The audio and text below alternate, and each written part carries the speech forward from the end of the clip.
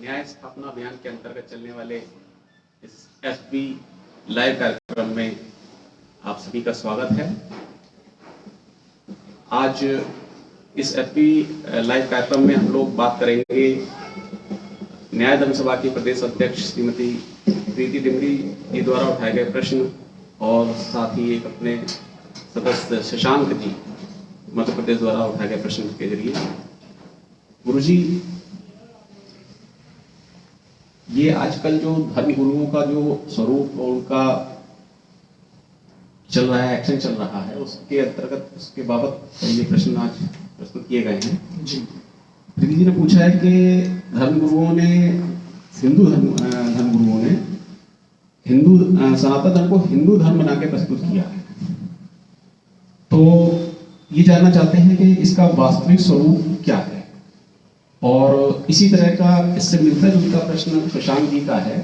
उनका कहना है कि ये अभी जो वर्तमान में धर्मगुरु हैं वो पुण्य को ही धर्म बता रहे हैं, पुण्य से ही लाभ, पुण्य से ही सारी बातें, मतलब उनका उपदेश पुण्य के ही अंतर्गत इर्द गिर्द घूमता है। तो सनातन धर्म का वास्तविक स्वरूप क्या है और उसको प्रतिष्ठित करने के क्या मतलब साधन होंगे या किस तरह से उसको जनता तक पहुंचाया जाएगा और जनता प्रतिष्ठित किया जाएगा, या उसका वास्तविक स्वरूप क्या है, ये प्रश्न आज के एफबी लाइव में हमारे सामने प्रस्तुत है। सबसे पहली बात तो इसमें जो सनातन धर्म के स्वरूपगत बात उठाई गई है,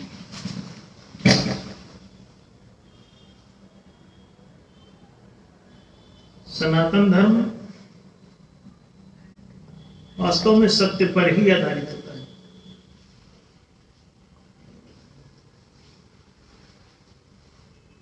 जो बात सत्य पर आधारित होगी वही शाश्वत और सनातन होगी। जो बात सत्य पर आधारित नहीं होगी वो ना वो शाश्वत हो सकती है ना सनातन।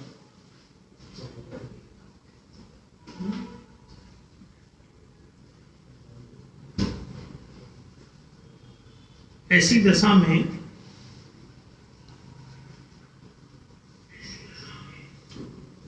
आप समझ सकते हैं कि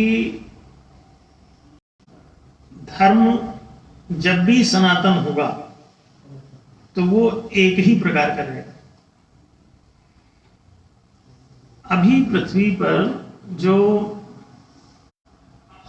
तमाम बहुत बड़ी संख्या में धर्म दिखाई देते हैं, हिंदू धर्म, मुस्लिम धर्म, सिख धर्म, जैन धर्म, बौद्ध धर्म, पारसी धर्म, भाई धर्म, और इनके भी अनेक उपधर्म भीतर भीतर फांके, ये इतने सारे धर्म कैसे हो सकते हैं? धर्म कहते हैं धारण करने योग्य मार्ग, जीवन जीने के लिए संसार में एक ऐसा मार्ग चाहिए होता है जिस पर चल करके ठोकर ना लगे, तकलीफें ना हो, परेशानियां ना झेलनी पड़े, जीवन की सभी मूलभूत आवश्यकताएं आसानी से पूरी की जा सके।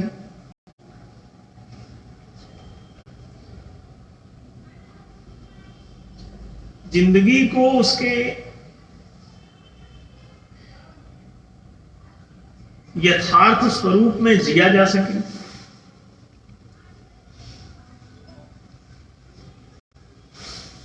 पारस्परिक किसी प्रकार का संघर्ष ना होने पाए, क्योंकि संसार में अनेक प्रकार के लोग हैं, अनेक प्रकार के जीव जंतु हैं। पूरी सृष्टि में बहुत सी चीजें हैं जो परस्पर भेदमयी हैं, दिखाई देती हैं कि हाथी किसी और प्रकार का है और सिंह किसी और प्रकार का है, हिरण किसी और प्रकार का है, गाय भैंस किसी और प्रकार की हैं, बकरी भेड़ घोड़े यहाँ सब अलग अलग प्रकार के हैं। मनुष्य भी एक अलग प्रकार का है, और फिर मनुष्यों में स्त्री पुरुष अलग अलग प्रकार के हैं। फिर उसके बाद उनमें भी मनुष्य हैं, तो उनके भीतर भी अनेक प्रकार की भेदमयी उपस्थिति है। तो इनके बीच में, इस बड़ी विशाल अनेकता में एक सामंजस्य उपस्थित हो, आंतरिक कलह और संघर्ष की स्थिति ना हो, ये धर्म का विषय है। आपका ऐसा आचरण, आपका ऐसा व्यवहार, आचरण निजी होता है और व्यवहार पारस्परिक होता है। तो आपके निजी मामलों को भी और व्यवहारिक मामलों को भी एक सही दिशा दी जा सके, व्यवस्थित किया जा सके उसे, ये धर्म का विषय हुआ। धर्म की जरूरत ही आपको इसीलिए पड़ी क्योंकि आप क्या करें क्या ना करें, सम dos and some don'ts,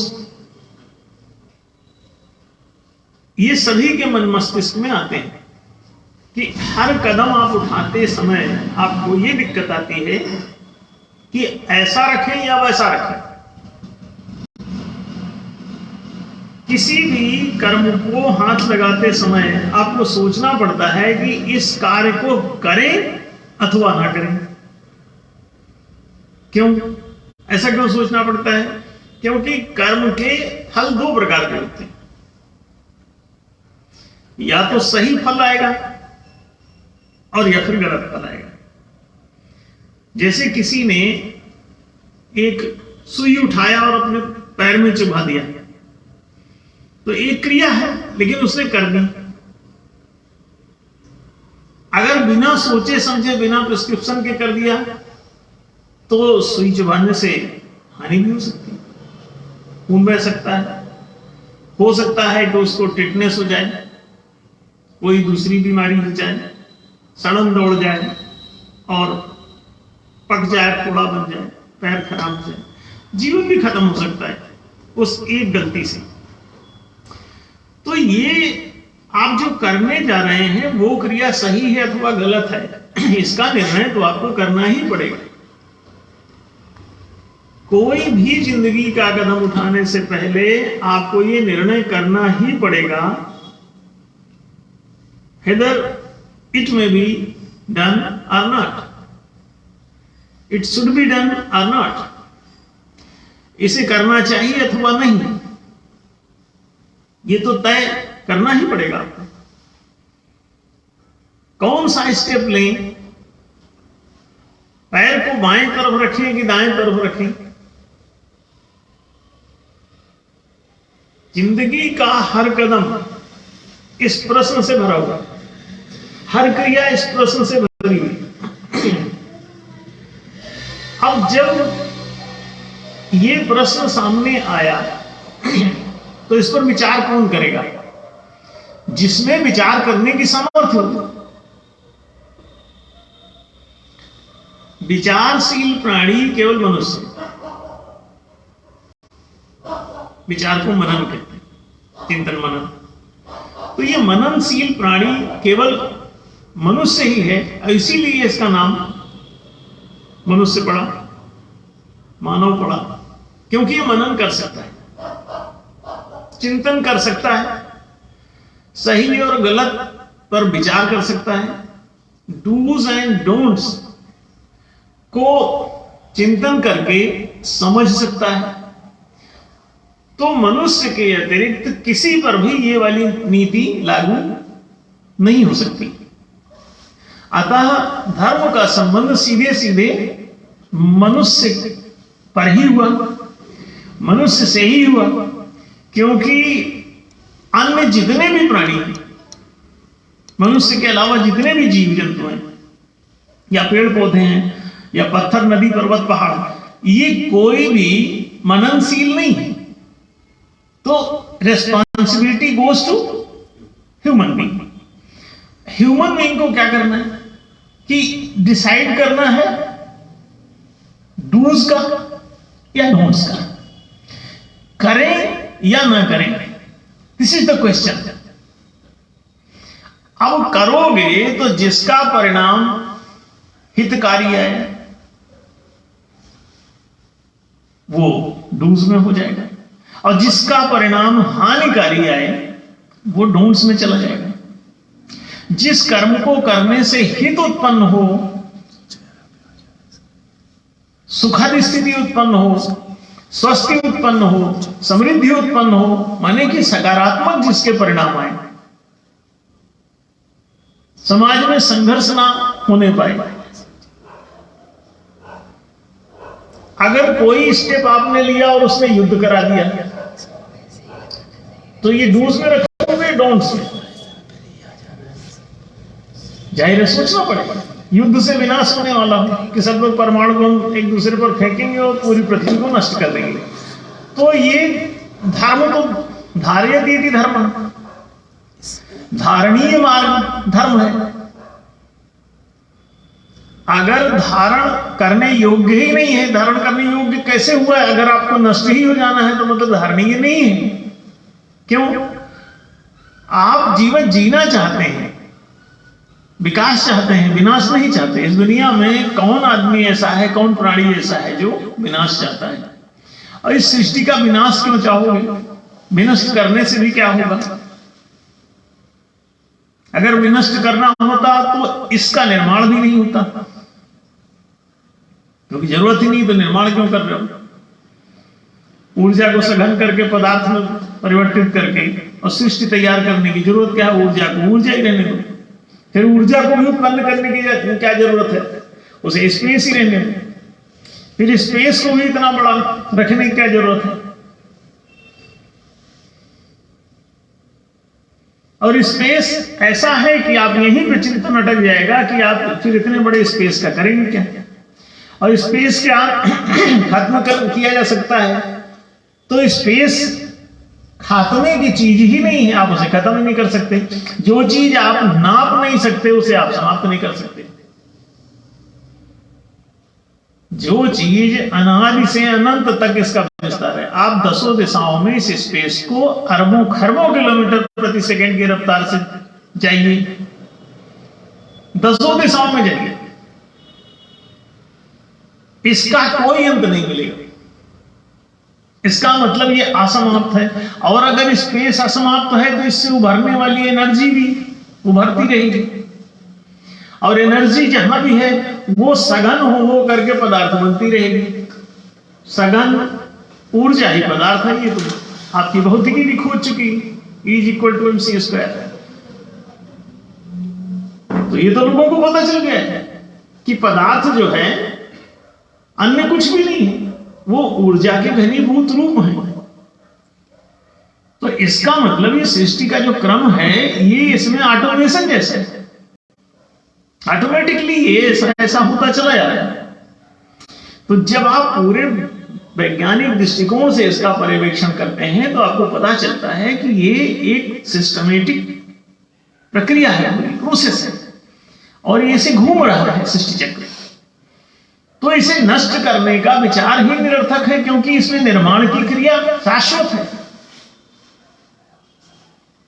space है तो एनर्जी उद्भूत होगी। उपनिषद भी यही कहते हैं। जो भौतिक विज्ञान की खोज है वो पहले से ही विजडम, भारतीय चिंतना, भारतीय मनीषा, भारतीय फिलॉसफी ये पहले से ही कह रही है। आत्मनः प्राणो जाए तो उपनिषद कहते हैं, प्राणात् श्रद्धा।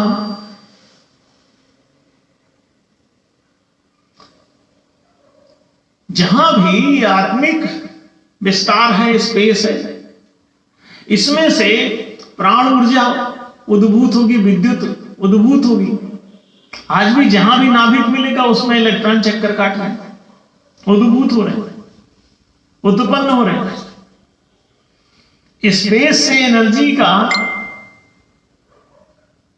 उत्पन्न होना एक सहज क्रिया है, और ये वैज्ञानिक विश्लेषण कह रहा है, ये कोई ऐसा नहीं, प्रायोगिक सिद्ध है। फिर there is space, there is energy. प्राण कहते हैं ऊर्जा का। तो जो वेद कहता है कि परमात्मा से प्राण उत्पन्न हुआ, आत्मनः प्राणो जायते, ये जो आत्म तत्व माने आधारभूत तत्व, मौलिक तत्व, तो स्पेस सब चीज का मौलिक तत्व है। हर चीज आके इसी स्पेस पे ठहर जाती है, इसी से एनर्जी उत्पन्न होती है। एनर्जी, फिर एनर्जी में धारणा शक्ति है, प्राणात श्रद्धा। फिर इसमें जितनी ऊर्जा जो कुछ भी भाव धारण कर लेती है वो उस आकार प्रकार को प्राप्त हो जाती है। इट में बी ठोस, इनर्ट, इट में बी कॉन्शियस। ये कोई जड़ पदार्थ हो सकता है, ये कोई पेड़ पौधा हो सकता है, ये कोई जीव जंतु हो सकता है, मनुष्य बन सकता है। ये कुछ भी जिस प्रकार की भावधारा ये धारण कर लेती है वो उसका संस्कार बन जाता है। संस्कार के द्वारा प्राण सृजन करता है। आप अभी ऊर्जा में आप सॉफ्टवेयर डालते हैं कंप्यूटर में, उसकी अगर आप सॉफ्टवेयर की उसमें सीडी ना लगाएं या पेन ड्राइव में लगाएं तो और उसके अंदर उसको इंस्टॉल ना करें तो कंप्यूटर काम नहीं करेगा।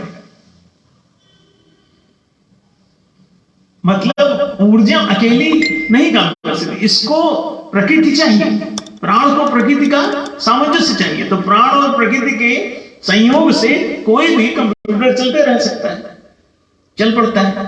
रोबोट का भी, रोबोटिक्स पूरी उसी सिद्धांत पर है कि जहां पर भी एनर्जी और सॉफ्टवेयर का समागम होगा, जहां पर ब्रह्म और माया का समागम होगा, जहां पर परमात्मा और प्रकृति का समागम होगा,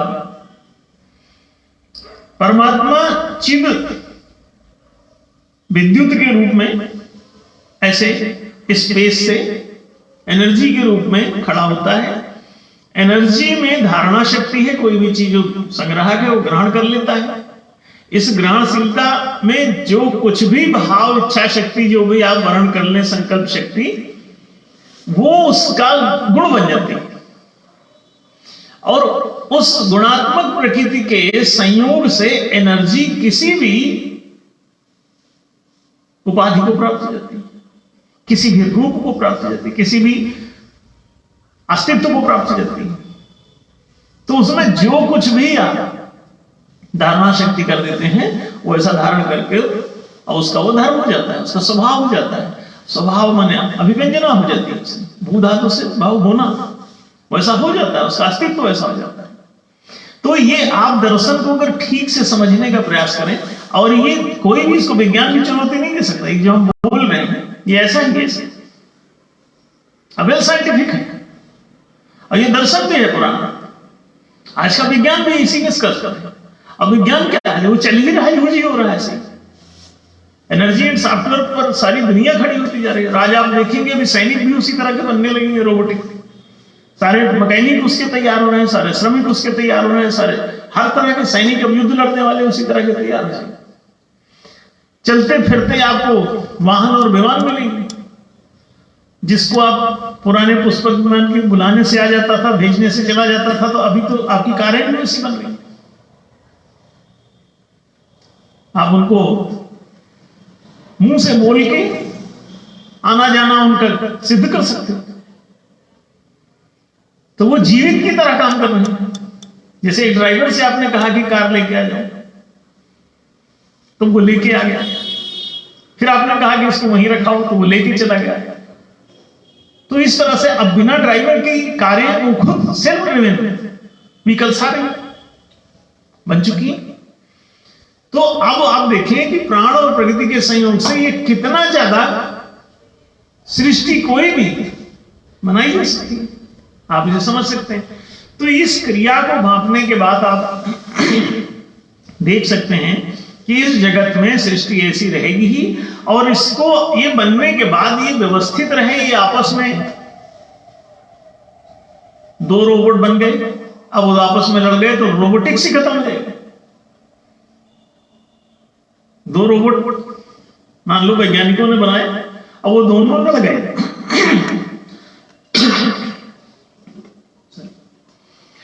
दोनों अगर लड़ गए तो क्या होगा? एक दूसरे को नष्ट करेंगे, युद्ध लड़ेंगे, रूस और यूक्रेन लड़ेंगे, भारत और पाकिस्तान लड़ेंगे, ईरान और इराक लड़ेंगे, फिर ये नष्ट होंगे, एक दूसरे का नाश करेंगे। तो ये नाश जो जब ये अनेक सृष्टि का सृजन हो जाएगा, अनेक रोबोट तैयार हो जाएंगे, अनेक जीव तैयार हो जाएंगे, अनेक मनुष्य तैयार हो जाएंगे, तो इस अनेकता को क्या करना है? एक दूसरे से लड़ा के खत्म करना है, एक दूसरे को एक परस्पर गुलाम बना देना है। जो भी बलिष्ठ सिद्ध हो जाए वो बाकी सबको गुलाम बना ले, ऐसा करना है। या किसी सामंजस्य के द्वारा इस सृष्टि को चलाना है। कैसे चलाना उचित है? सामंजस्य के द्वारा। तो आप समझ सकते हैं कि इस सामंजस्य की स्थापना को ही धर्म कहते हैं। इस सामंजस्य को स्थापित करने वाली व्यवस्था का नाम धर्म है।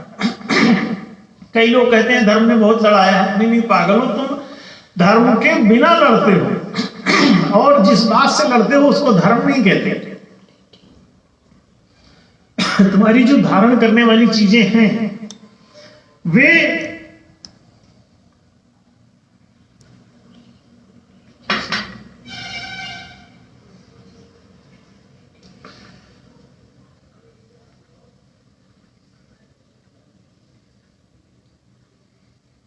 तुमको लड़ा रहे हैं, तो एक दूसरे को धारण करना तो सिखाए, तो लड़ना सिखाए, तो धर्म कैसे हुआ? अब ये बात बिल्कुल स्पष्ट है। सत्य की जो इसमें खोज हुई तो ये पता चला कि जो एक है वही दूसरा है, क्योंकि प्राण और प्रकृति के संयोग से कितनी भी सृष्टि की रचना आप करते रह सकते हैं।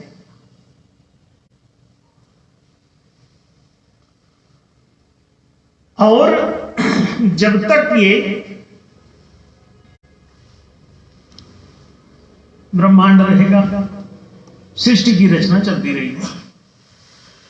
तो जब इस सृष्टि की रचना ऐसे चलते ही रहनी है, तो इसको चलाने के लिए पारस्परिक युद्ध, संघर्ष, विनाश, शोषण, अपराध, आक्रमण, भय, एक दूसरे को लूटना, एक दूसरे को धोखा देना, एक दूसरे से झूठ फरेब करना, इन बातों को या तो आप ग्रहण कर लें, और या जब एक ही ऊर्जा का सघन रूप सारा है, जब दूसरा कोई है ही नहीं, सभी तुम्हारे ही हाथ पैर है, हर हाथ तुम्हारा है, हर पैर तुम्हारा है, हर सिर तुम्हारा है, हर शरीर तुम्हारा है, तो ऐसी दशा में तुम जो एक के लिए वो दूसरे के लिए ही तो करोगे। अगर दोनों हाथ तुम्हारे हैं तो तुम एक हाथ में ब्लड की सप्लाई करोगे, दूसरे में नहीं, तो तुम मूर्ख नहीं ठहरोगे। ये तो सिद्ध हो जाएगा कि तुम बुद्धिमान नहीं, क्योंकि एक तरफ से एक हाथ को सुखाने से भी धीरे धीरे तुम्हारा दूसरा हाथ भी सूख जाएगा, क्योंकि दोनों हाथ भीतर से एक ही है। दरअसल एक तरफा तुम जी नहीं सकोगे। आधा अंग तुम्हारा डेड कर दिया जाए तो क्या तुम्हारा इधर का अंग बचेगा? और फिर जितना बचेगा उसमें तो दायां बायां और आधा आधा हो जाएगा। इस तरह से करते करते तुम पूरी तरह नष्ट हो जाओगे। इस तरह ये चिंतन उत्पन्न होता है कि आत्मनः प्रतिकूलानि परेशान न समाचरित। अब देखो, जब सत्य ये है कि इस दुनिया में जो इधर है वही उधर है, एक है तत्वराजा संसारा, तो बात ये आती है श्रूयताम धर्म सर्वस्वम श्रुत्वा चाप्यो धार्यताम आत्मनः प्रतिकूलानि परेशान न समाचरित।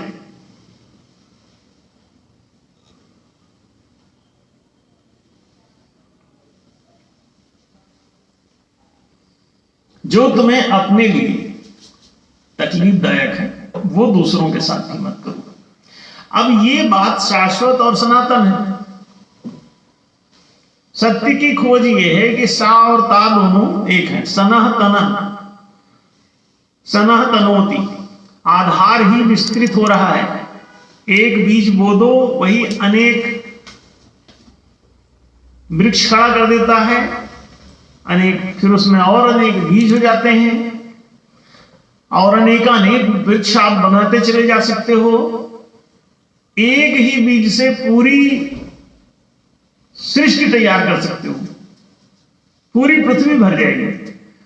एक आम का बीज ले लो, पूरी पृथ्वी भर जाएगी आमों से। कोई भी सृष्टि का प्रत्येक कण एक बीज है, प्रत्येक कण, सब में एनर्जी है और उसमें आप कोई भी इच्छा शक्ति कोई भी डालते रहो, चाहे आप डालते रहो या वो प्राण भी अपने अनुभव से कुछ ना कुछ बटोरता रहेगा। जिस परिवेश में, पर्यावरण में रहेगा वहां से कुछ ना कुछ वो ग्रहण करता रहेगा। आप बाहर से भी उसे ग्रहण करा सकते हो। कंप्यूटर में आप बाहर से बहुत सी चीजें प्रोग्रामिंग कर रहे हैं। और अब आप देख रहे हैं कि लोग बैगन के पेड़ में आलू नीचे उगा रहे हैं। अभी हमने देखा कहीं इस तरह की भी, एक ही पेड़ में जो है कोई 150 प्रकार के आम उगा रहा है, कोई कानपुर में हमने सुना। आप इस बात को भली भांति समझ सकते हैं कि ये कहीं मनुष्य के चिंतन में दोष आया। उसने अपनी मनन शक्ति खो दी थी, तो वो सही गलत समझ नहीं पाया या किसी ने समझाया नहीं। मानसिक तो है ही, या शिक्षा ही रुक गई तो मानसिक विकास रुक गया। शिक्षा रुकने के कई कारण हो सकते हैं। तो जैसा भी हुआ हो, लेकिन मनुष्य भी मनुष्य रूपेण मृगश्चरंती हो गया।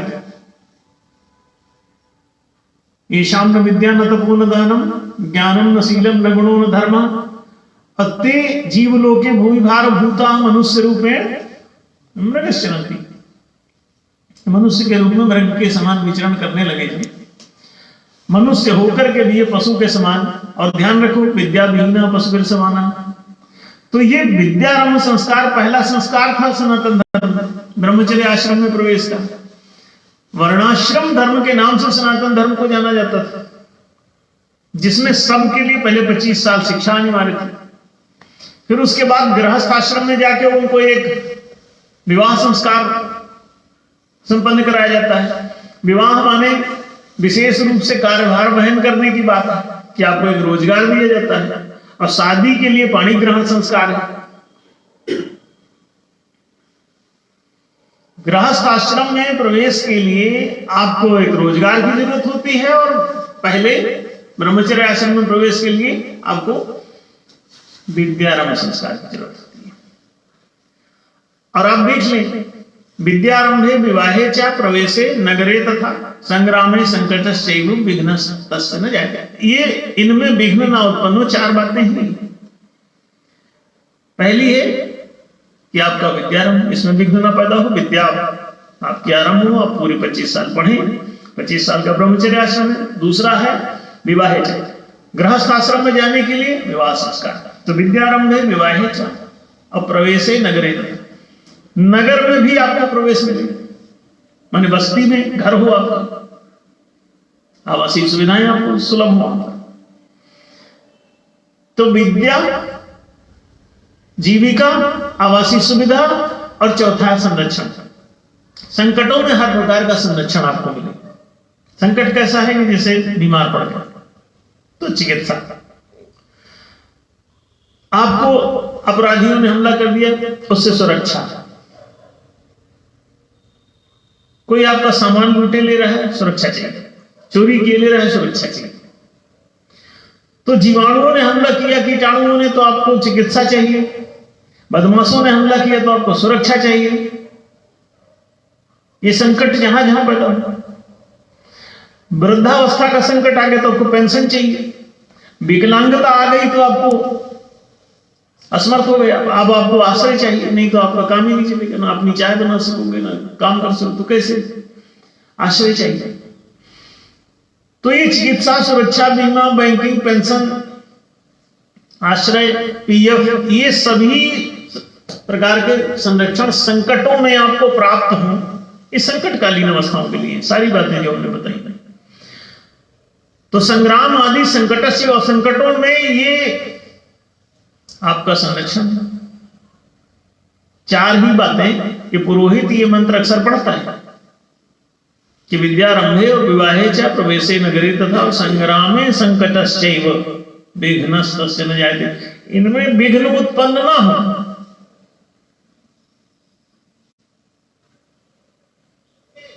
ये चारों बातें अबाध रूप से लोगों को सुलभ हो। अब देखिए, न्याय स्थापना अभियान नहीं तो कह रहे कि चारों जनाधिकार जनता को मिलने चाहिए, उसको शिक्षा मिले, रोजगार मिले, आवासीय सुविधा मिले और संरक्षण मिले। These four things are required to be made available for every citizen of the country, for any country, वो चाहे भारत हो चाहे अमेरिका हो, इससे मतलब नहीं। Every citizen of any country, of any nation must be provided with these four fundamental public rights. ये उसको मिलने चाहिए। अगर उसको ये चारों जनाधिकार नहीं दिए जा रहे हैं तो ये समस्या खड़ी हो जाएगी। इन चारों को सुलभ कराने का ही धर्म, अर्थ, काम, मोक्ष चार पुरुषार्थ घोषित किया गया सनातन धर्म में। सत्य के द्वारा इन चारों की पूर्ति हो तो वो सत्यात्मक धर्म आपको सुंदर जीवन देता है। धर्म, अर्थ, काम, मोक्ष। धर्म माने होता है विद्या। गुण कोई धर्म है, इसका क्या गुण धर्म है पूछते हैं लोग। तो धर्म माने गुण, अर्थ माने धन, काम माने सुख और मोक्ष माने स्वस्ति, स्वतंत्रता, मुक्ति, फ्रीडम। ये चारों चीजें अर्जित करना आपका पुरुषार्थ है। मनुष्य को ये चारों चीजें उपार्जित करनी चाहिए, अपर्ण नहीं, उपार्जन। इन्हें लूट करके प्राप्त नहीं करना है, उपार्जित करना है। आपको education, employment, accommodation, protection, these four public rights are required to be provided to every citizen of the country, of any country. ये शाश्वत और सनातन धर्म है। लेकिन ये हिंदू, मुस्लिम, सिख, ईसाई, जैन, बौद्ध, पारसी, बहाई ना ये चारों पुरुषार्थ आपका सिद्ध होने दे रहे हैं। सनातन धर्म में ये सब पहले से ही दर्ज है। ये सब हम आपको बता रहे हैं, आप देखें, सारे इसके प्रमाण मौजूद हैं। कौन नहीं जानता इन चारों पुरुषार्थों को दुनिया में? जरा भी जो सनातन धर्म के बारे में जानता है वो इन चारों पुरुषार्थों से वाकिफ है। धर्म, अर्थ, काम, मोक्ष सभी जानते हैं कि चार पुरुषार्थ प्रशस्त है, जीवन के लक्ष्य है मानव जीवन के। फॉर अचीवमेंट्स, ये आपकी उपलब्धियां हैं, आपको उपलब्ध करना है इसे। और अगर सरकार भी आपको उपलब्धि नहीं करा रही तो कहां से? तो न्यायशील एक वर्णाश्रम व्यवस्था, जिस वर्ण व्यवस्था को आपने जाति व्यवस्था में कन्वर्ट कर लिया, और आश्रम व्यवस्था को विश्राम व्यवस्था में कन्वर्ट कर लिया, तो चारों श्रम निष्ठाएं खत्म हो गई और चारों वरीयताएं खत्म हो गई। तो वर्णोत्थान के लिए पहला ब्रह्मचर्य आश्रम 25 साल का विद्यार्थी जीवन होता है, जिसमें 6 साल में पहले पीक्यू विकसित होता है, फिजिकल क्वोशंट। फिर अगले 6 साल में आपका मानसिक विकास होता है, फिर अगले 6 साल में आपका भावनात्मक विकास होता है, फिर अगले 6 साल में आपका चेतनात्मक विकास होता है। तो ये शारीरिक, मानसिक, भावनात्मक और चेतनात्मक ये 4 क्षमताओं का उदय होता है 6-6 साल के 4 सेक्टर में। और 6 चौको 24, 25वें साल में आप किसी भी रोजगार के लिए तैयार हो जाते हैं। तो 25वें साल आपको ये दिया जाता है और 25 के बाद आप गृहस्थ आश्रम में प्रवेश कर जाते हैं।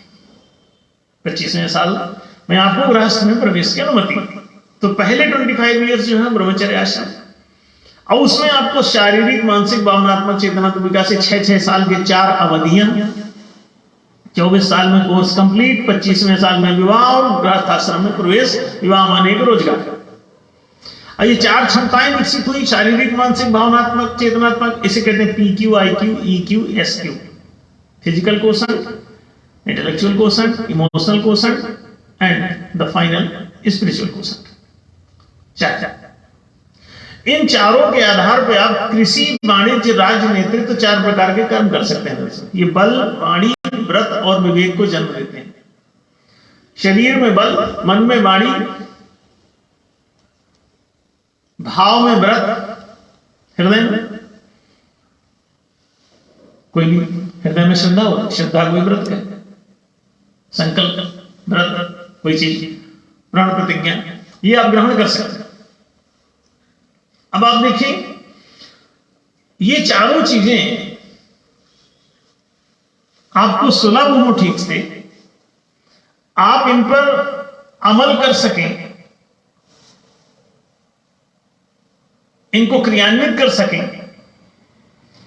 जनता को इनकी सामर्थ्य वरीयता क्रम चेक करें कि किस क्यू तक ये विकसित हुआ है, 24 सालों तक कितना परिश्रम किया है। पहली श्रम निष्ठा है, ये वर्णोत्थान की है।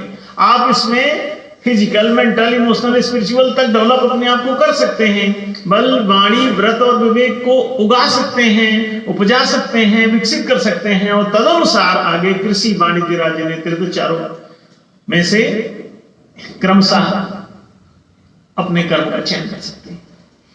ये सनातन धर्म की चिर पुरातन, शाश्वत और सनातन व्यवस्था है और इसे कोई चैलेंज भी नहीं कर सकता।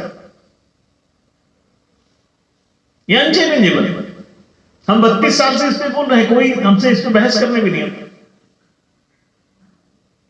पूरी सोशल मीडिया जानता है, सब साइलेंट रहते हैं।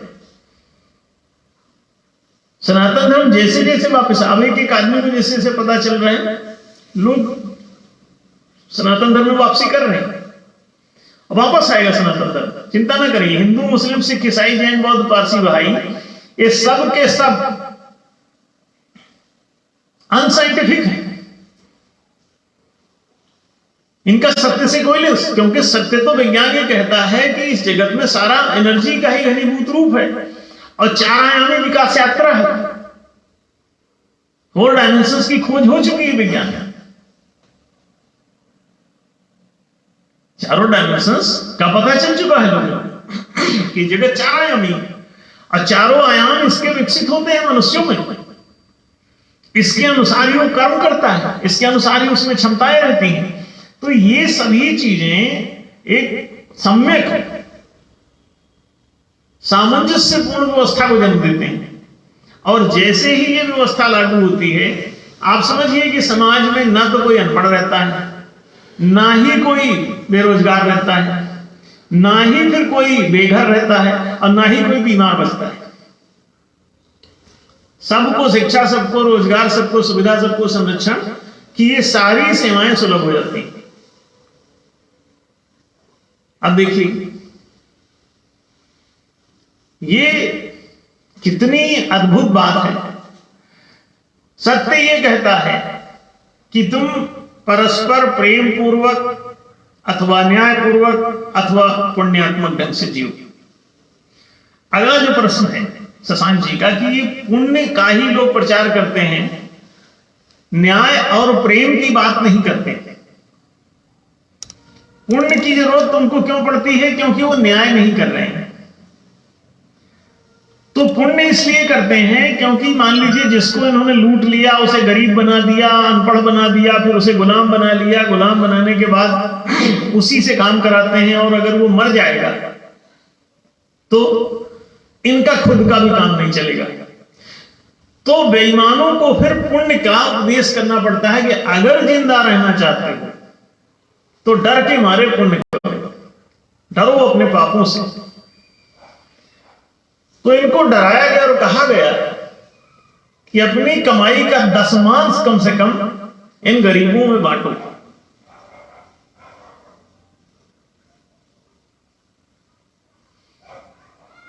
अपनी लूट का, कमाई का नहीं, क्योंकि कमाते तो वो थे जिनको गुलाम बनाया था।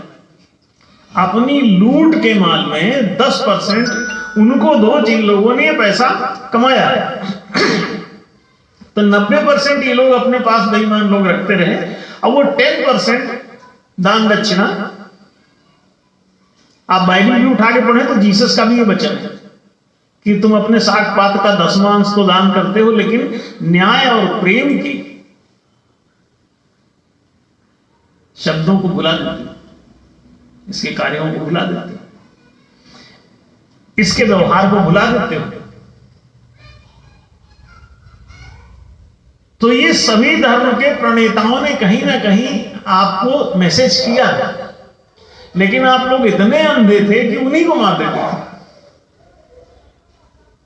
जीसस ने कुछ बोला उसको मारे, मोहम्मद ने कुछ बोला उसको मारे, कबीर ने कुछ बोला उसको मारे, कृष्ण ने कुछ बोला तो सारी जिंदगी कृष्ण से लड़ते रहे। कोई राजा यहां का, इतने सारे बदतमीज राजा थे कि एक भी कोई ऐसा नहीं था जो कृष्ण से लड़ने तैयार ना हो। और अंत में तो उनके घर वाले भी उनसे भिड़े, और चूंकि ज्वालामुखी फूट चुका था तो उसने सबको स्वाहा होना था, तो स्वाहा हो गए। कहीं भी आप देखें कि जब भी कोई एक सही बात कहता है तो उससे सारे राजा लड़ने आ जाते हैं। क्यों? राजा कौन है? अब आप समझ गए होंगे। उस साग पात का 10वां दान करने वाले हर राजा आपको राशन कार्ड क्यों बना के देता है? गुलामों को अपने राशन 10% वो आपको देता रहे, घर में 5-5 केजी अनाज पहुंचा देगा, और आप गरीबों भूखमरों एंजॉय करो और जिंदे रहो, मतलब ताकि अगले दिन गुलामी कर सके। ये सब सोचा समझा वेल प्लान्ड चीज है, और ये हर पार्टी करती है। जो भी न्याय से सहमत नहीं है वो यही काम करेगा, वो चाहे इंग्लैंड की पार्टी हो, चाहे अमेरिका की पार्टी हो, चाहे भारत की पार्टी हो, चाहे पाकिस्तान की पार्टी हो, चाहे कोई वंश हो, चाहे पार्टी हो, दल हो, इससे फर्क नहीं पड़ता, कोई व्यक्ति हो, वो जो भी जहां कब्जा किए हुए हैं, शाह है, वो बाकी सबको 10% रियायत दे रहा है, तो इसीलिए उसको रियाया कहता है। तो खुद बन जाता है शाह और बाकी को बना लेता है गुलाम। ताश के पत्ते में किंग है, क्वीन है और एक गुलाम। अब आप इनको देखें, गुलाम क्या है? हमेशा ध्यान रखें, बाकी जितने हैं सब गुलाम के अधीन हैं। इसमें बाकी सब गुलाम से कट जाते हैं। आप दहला मारो, गुलाम पटक देगा तो दहला गया तुम्हारा, माने सब उसके अंडर में, माने गुलाम के अंडर में, माने सब गुलाम है। आप समझ गए? लेकिन आपने एक चीज और देखा होगा कि इसमें ताश के पत्तों में एक इक्का की भी चर्चा है। वो जब इक्का जब ए बना रहता है बड़ा सा, देखा? जब वो ए फॉर एप्पल अगर कोई मार देता है तो भैया बादशाह पर भी भारी है, बेगम पर भी भारी है, गुलामों पर भी भारी है। और कोई दहला महला अट्ठी सत्ती छक्की पंजी चौकी तिग्गी दुक्की पर इक्का भारी। देखा? उसमें कुछ इसकी भी चर्चा है, खेल में शामिल है, वो छिपा रहता है। इसमें से जब भी वो खुल के आ जाता है तो वो सबको ध्वस्त कर देता है। फिर एक गेम और देखा हो आपने कि उसमें ट्रंप होता है। कोई जो ट्रंप घोषित हो जाता है उसकी दुक्की भी मायने रखती है, अगर मार दे तो बादशाह कट जाए। तो इक्का जो है अपना कुछ ट्रंप कार्ड तैयार कर लेता है, तो वो भी काम करते हैं। तो हमेशा ध्यान रखो कि इस दुनिया में जब भी कोई A1 आदमी गुजरा तो तबीयत सही कर देगा। तो इसलिए हमेशा ध्यान रखो कि ए से सावधान रहो और ए का आदर करो। अगर नहीं करोगे तो दिक्कत होगा। और ये पक्का समझो कि उससे सब कट जाते हैं। तो ये बहुत जरूरी है कि आप लोग इस बेईमानी को छोड़ करके अब पारस्परिक सामंजस्य की, आपके बच्चे को शिक्षा मिलती है तो पड़ोसी के बच्चे को भी शिक्षा मिल जाए, इसमें आपका क्या बिगड़ता है भाई? आप लोग इतनी बेईमानी से जीवन जिए। अब जितने लोग हमको सुन रहे हैं वो थोड़ा आज से ईमानदारी का संकल्प ले लें और पूरे भारत को ये बोले, पूरी दुनिया में जितने लोग सुन रहे हैं कि अगर एक घर को शिक्षा मिलती है तो पड़ोसी के घर को भी मिल जाए, अगर एक घर को रोजगार मिलता है तो पड़ोसी के घर को भी मिल जाए, अगर एक परिवार को आवास मिलता है तो दूसरे परिवार को भी आवासीय सुविधा मिल जाए, प्रवेश न करे तथा। और अगर किसी भी एक को संरक्षण मिलता है, चिकित्सा, सुरक्षा, बीमा, बैंकिंग, पेंशन, आश्रय, पीएफ, ये संरक्षण सेवाएं संग्रामे संकटे संकटश्चैव। अब ये संकटकालीन परिस्थितियों में अगर ये संरक्षण भी उसी प्रकार से यदि एक को मिलता है तो दूसरे को मिल जाए, एक नागरिक को जो मिलता है वो दूसरे नागरिक को, मतलब जो अड़ोसी को मिलता है वो पड़ोसी को भी मिल जाए, जो आत्मा को मिलता है वही परमात्मा को मिल जाए। आत्मा माने तुम्हारी आत्मा, परमात्मा माने पड़ोसी की आत्मा, पराई आत्मा जो स्व से पर है। तो तुम्हारा स्व और पर का संघर्ष ही करना है, मैं तू का संघर्ष ही करना है, या मैं तू के बीच सा और ता का अद्वैत सनातन का अद्वैत दर्शन अपनाना है। इस सत्य के अद्वैत मूलक सिद्धांत पर कि मैं और तू में अद्वितीयता है, द्वैत इसमें नहीं है। मैं तू का जो द्वैत है ये निरर्थक है, आत्मिक दृष्टि से एक तत्व रहता है संसारा। इसलिए जो एक नागरिक के लिए वही दूसरे नागरिक के लिए यदि स्वीकृत हो जाए तो सारे जगत में सामंजस्य पैदा हो जाएगा। अब पूछा गया है कि पुण्य का धर्म क्यों चल रहा है? भैया पुण्य का धर्म तो इसलिए चल रहा है कि जब तुम इस न्याय के धर्म को नहीं स्वीकार कर रहे हो, आत्मनः प्रतिकूलानि परेशान न समाचरित, जैसा तुम अपने लिए चाहते हो वैसा अगर अपने पड़ोसी के लिए भी चाहने लगो तो पुण्य करने की जरूरत कहां है? अगर ये चारों जनाधिकार दे दो तो पुण्य के धर्म की जरूरत कहां है? शिक्षा, रोजगार, सुविधा, संरक्षण अगर समान और उचित रूप से प्रत्येक नागरिक को न्यायपूर्वक सुलभ करा दो तो पुण्य करने की जरूरत बची कहां? ये तो जब तुम प्रेम को भुला देते हो, न्याय को भुला देते हो, उसके बाद तुम पुण्य करने लगते हो तो तुम्हारा शाश्वत और सनातन धर्म नष्ट हो जाता है। और उसके बाद मजबूरी में ये कहना पड़ता है कि गुलाम बना लिए हो जिनको लूट करके, गरीब बनाए हो, गरीबी के बाद वो गुलाम हो गए। गरीब जो नहीं है आप उसे गुलाम नहीं बना सकते। भारत में जो लोग गरीब नहीं थे वो गुलाम नहीं थे अंग्रेजी काल में। नेहरू जी लोग गरीब नहीं थे तो वो कभी गुलाम नहीं बने। उनके बच्चे सब, गांधी जी बाहर पढ़ने गए, नेहरू जी बाहर पढ़ने गए, अरविंदो घोष बाहर पढ़ने गए और अंग्रेजों के यहां बड़ी बड़ी यूनिवर्सिटीज में पढ़े। ये गुलाम कहां था?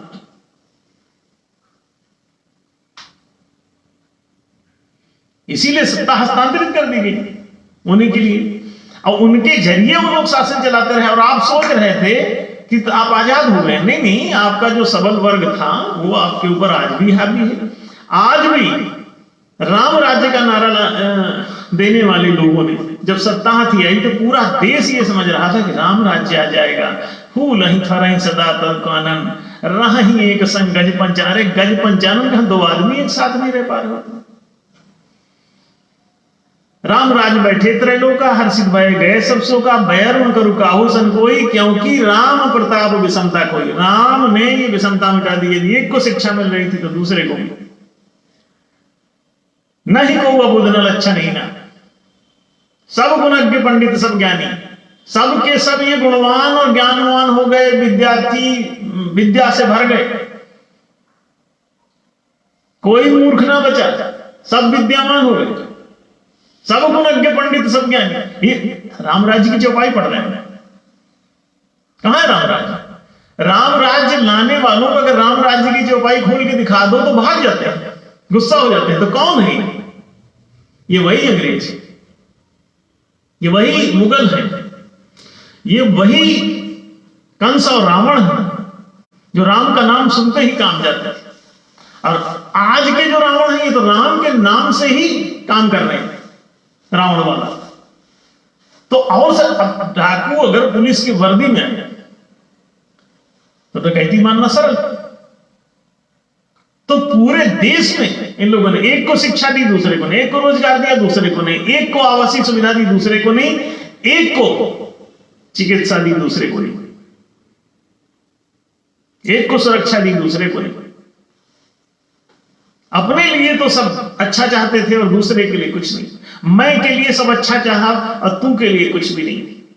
कंस अपने लिए तो सब अच्छा चाहता है और कृष्ण को मरवा देना चाहता है। अब कृष्ण अगर इक्का निकल गया तो भारे पर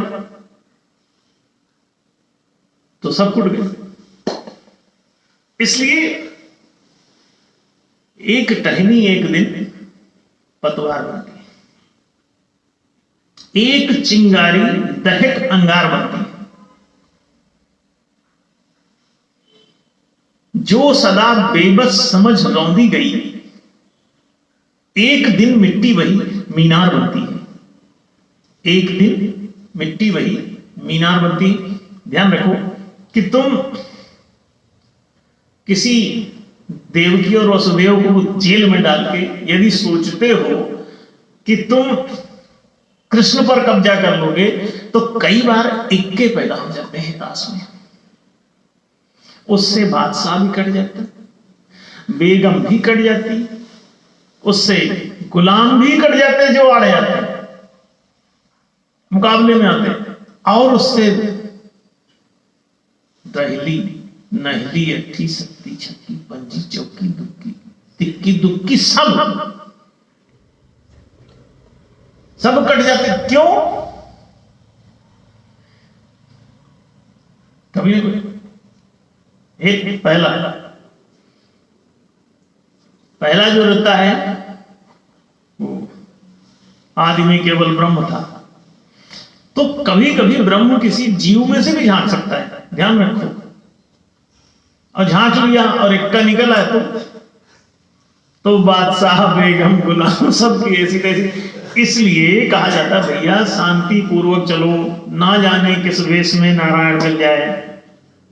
हाँ, दूसरों से पंगा मत लो, दूसरों को नंगा मत करो, दूसरों से दंगा मत करो, दूसरों के साथ न्याय करो। जैसा अपने लिए चाहते हो वैसे दूसरों के लिए भी चाहो, तो जीवन धन्य हो जाएगा। आपको पुण्य का नाटक नहीं करना पड़ेगा। और अगर घोर अन्याय कर रहे हो तो भैया थोड़ा बहुत राशन पानी देते रहो, राशन कार्ड बना दो इनका सबका, 5-5 किलो घर में सबके पहुंचा दिया करो। कम से कम रोटी खा लेंगे, जिंदे रहेंगे तो चमड़ी उधड़वाते हुए और गाली खाते हुए भी तुम्हारा कम से कम बर्तन मांजते रहेंगे। बेचारों को दो रोटी, नहीं तो राशन कार्ड बना दो, पढ़ाई कार्ड तो बना नहीं रहे, रोजगार कार्ड बना नहीं रहे, हाँ राशन कार्ड बना।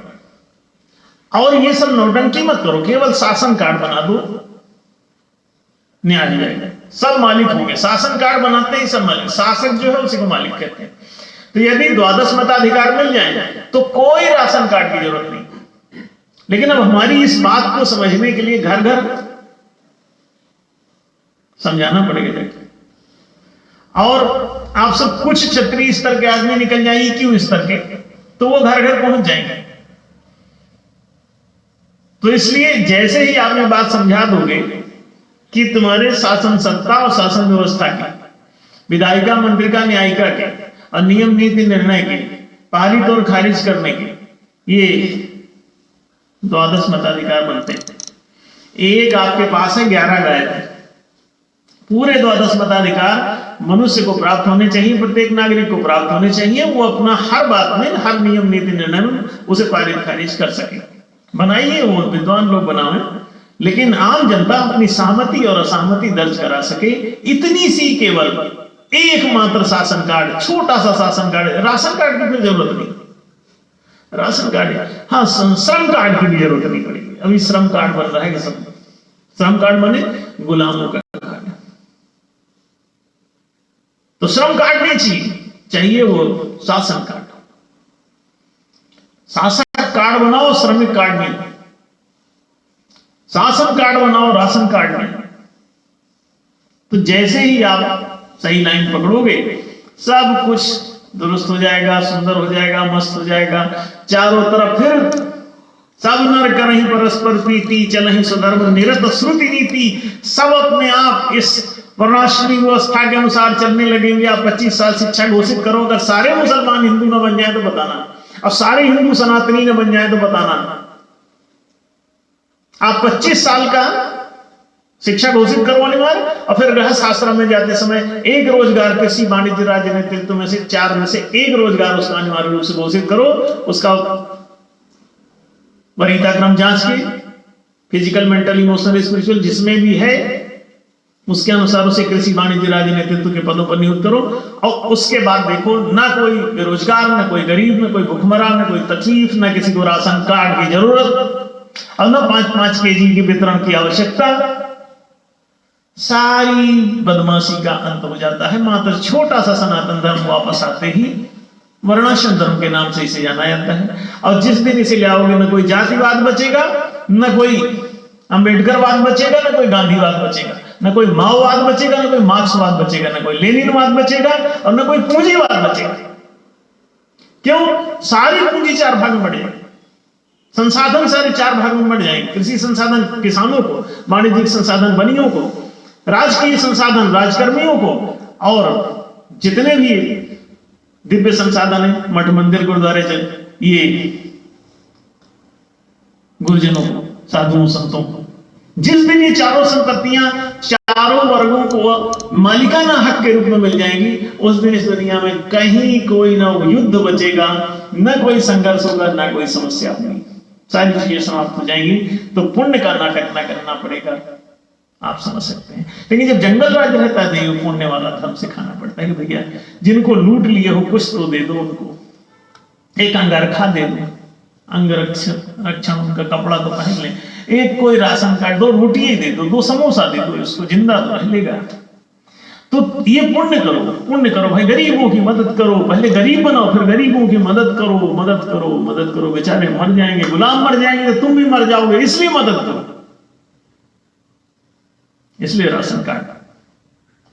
तो अब शासन कार्ड बनेगा, समय आ रहा है। जनता को सिर्फ बताने भर की जरूरत है, इतना बौद्धिक विकास हो चुका है, सब हमारी बात समझने लग गए हैं। धीरे धीरे धीरे धीरे लड़ने की किसी जरूरत नहीं है, समझने की जरूरत है।